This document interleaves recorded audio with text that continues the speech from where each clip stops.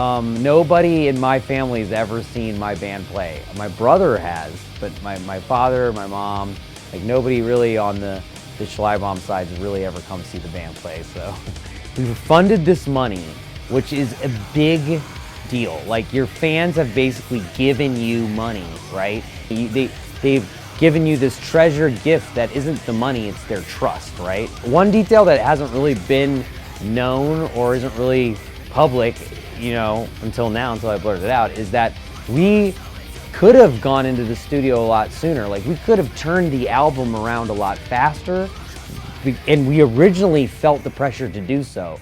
But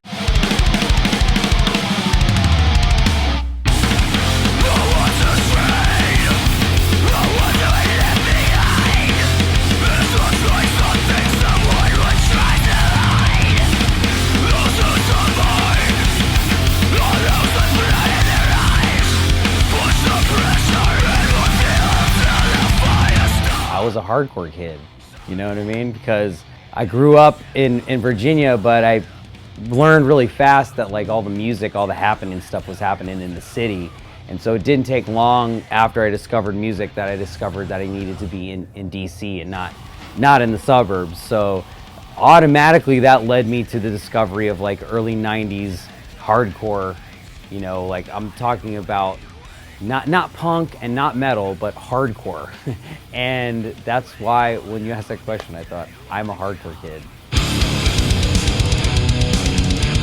And I was really into sports, but just mainly ice hockey. And I had heard, you know, music, they always play music in the arenas and stuff. And I had heard like some rock music and I couldn't really figure out what it was until one day I went to my friend's house and he had just gotten this thing called MTV.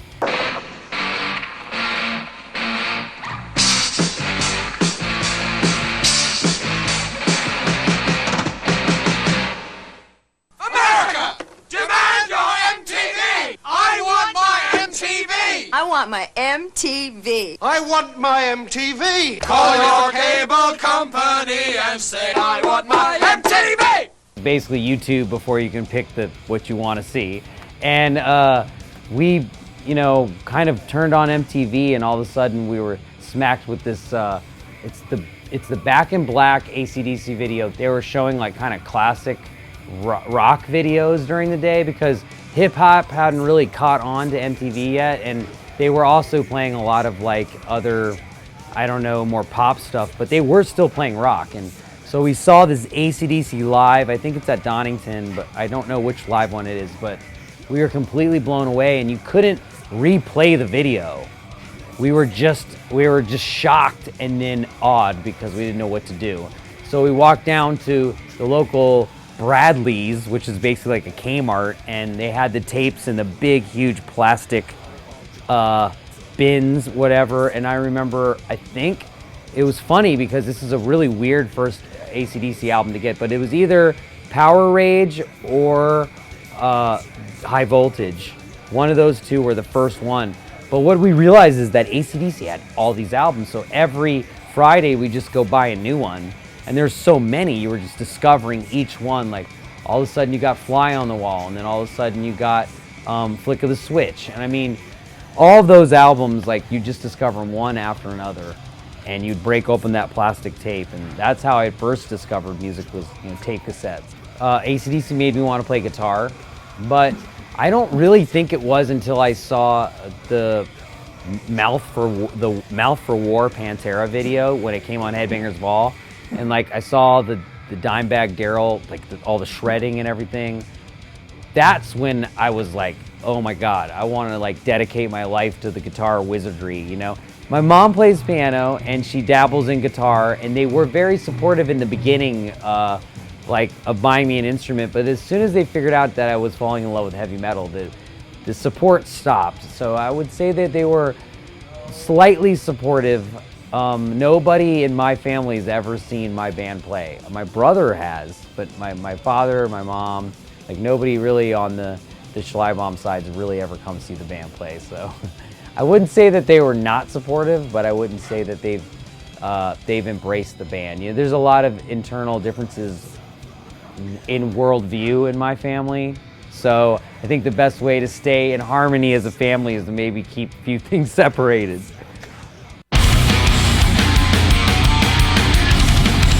Creatively, the mindset is not back to basics, but our mindset as a team is. Like, we're traveling out here in a van and a trailer, like the way we did originally, you know, keeping the costs lean so we can get a little mean, you know what I mean?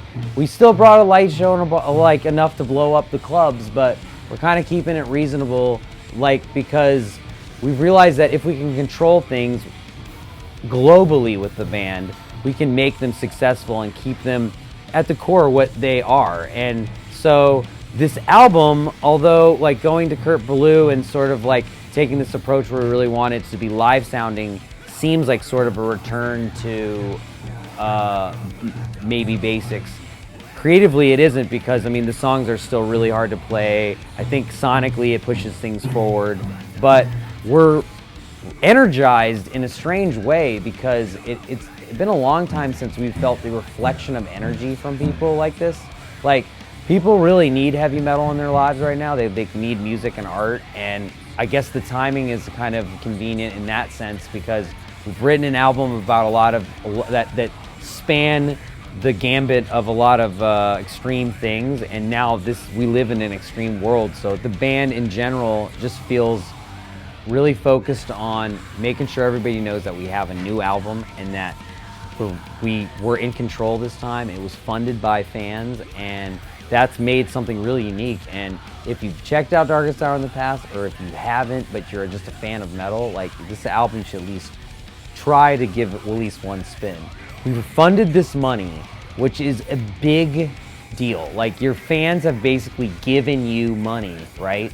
But we have this sort of weird thing going on where you haven't actually created the thing that they've just made. They know that because they've crowdfunded it, but now you've literally you got to make something now with their money. They've given you this treasure gift that isn't the money, it's their trust, right? One detail that hasn't really been known or isn't really public, you know, until I blurted it out, is that we could have gone into the studio a lot sooner. Like, we could have turned the album around a lot faster, and we originally felt the pressure to do so. But we also really felt like that Kurt Ballou was the man to do this album. And when I approached him, he was like, look out, I can do a month, which is crazy. He never does a month, but we wanted to dedicate Metallica style time to this, right? And Kurt said, yeah, I'll give you September. That's when I'm free. And we thought, oh. At first, we're like, oh, it's too long. Everybody's going to freak out on the internet. They're going to turn on us. How are we going to manage the money till then? And basically, we had to come back with a plan, because we didn't want the album to suffer again because of a financial decision. So we had to wait, which meant we had to stretch the money longer than we thought, which meant that the whole process had to just be analyzed. And so I'm happy to say that our partnership with Southern Lord at the end, which is a big deal, Greg, the owner, came in and provided that last piece of the puzzle, which is, you know, I think we were on a path to make a pretty good crowdfunding campaign, you know. Greg was always a big supporter, but I think what happened was he started to go a certain direction with his label, and we started to go a certain direction with the band, where we were like driven to be this like Ozfest style band. And you know, Greg is into quality and he's into amazing albums, but he also knows what's realistic, and that's why we like him a lot. And so I think there's a parting of paths for a while, because we were both seeking something different. But I think the interesting thing is our paths have now kind of intertwined again, and watching the way fans feel.